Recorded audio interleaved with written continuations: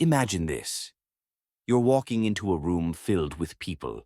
Your mind races, wondering if they're judging your clothes, your posture, your every move. But here's the twist. What if I told you that most of them aren't even thinking about you? They're too busy worrying about what you think of them. Mind-blowing, right? So why do we let these invisible critics control our lives? Let's break this down, Stoic style. Let's face it, humans are wired to care about what others think. Evolution taught us to stay in the tribe because isolation meant danger. But here's the modern truth. You're not living in a cave anymore. Caring too much about others' opinions has become a prison of our own making. And the key to freedom, it's been with you all along. Let me show you how to use it. Step 1. Understand the nature of judgment. Here's the first Stoic truth. What people think of you says more about them than it does about you. Imagine someone criticizing your career choice. Are they really commenting on your path, or are they projecting their own insecurities? Epictetus said, "It's not what happens to you, but how you react to it that matters." The same goes for opinions. Their thoughts are theirs to manage, not yours to carry. Let me tell you a quick story. There was a man who spent his life trying to please everyone. Every time someone criticized him, he changed himself to fit their expectations. One day he met an old philosopher who asked him, "If you're constantly changing, who are you really living for?" That question struck him like lightning, and maybe it'll strike you too. Step 2. The circle of control exercise. The Stoics had a brilliant tool called the circle of control. Picture a small circle within a larger one. The inner circle represents what you can control, your actions, your thoughts, your decisions. The outer circle, that's everything you can't control, including people's opinions. Marcus Aurelius put it simply, you have power over your mind, not outside events. Realize this, and you will find strength. Next time you catch yourself worrying about what someone thinks, ask, is this in my circle of control? If not, let it go. Step 3. Embrace the spotlight effect. Here's a fun psychological fact. Most of us overestimate how much people notice us. It's called the spotlight effect. We think the whole world is analyzing our every move, but in reality, everyone is too busy worrying about themselves. If you trip in public, most people will forget about it within seconds. Let that sink in. Step 4. Redefine success. Why do we care about others' opinions? Because we've tied our self-worth to external validation. The Stoics teach us to define success by our own standards, not by society's. Seneca wrote, "You are your best critic and the only one whose judgment truly matters." Ask yourself, what kind of person do I want to be? Focus on living up to that. Here's a thought experiment. Imagine your obituary. What do you want it to say?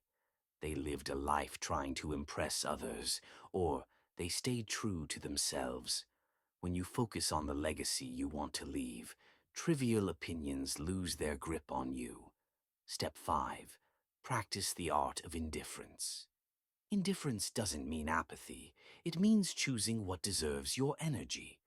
In Stoicism, this is called the practice of apatheia. When someone judges you unfairly, pause and ask yourself, does this opinion impact my character, my virtue, or my values? If the answer is no, let it go. It's just noise. Step 6. Cultivate a tribe that builds you up. Not all opinions are created equal. Surround yourself with people who challenge you to grow, not people who tear you down. As Epictetus said, the key is to keep company only with people who uplift you, whose presence calls forth your best.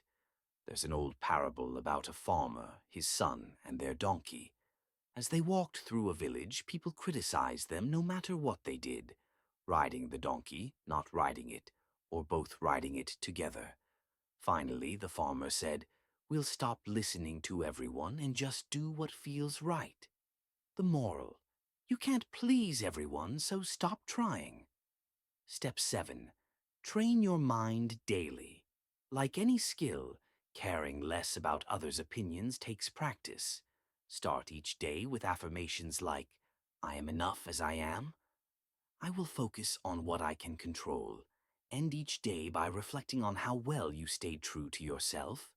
Over time, you'll notice a shift. Step 8. Realize the power of action. Here's a surprising truth. The more you act on your own terms, the less you'll care about what others think. Taking action builds confidence.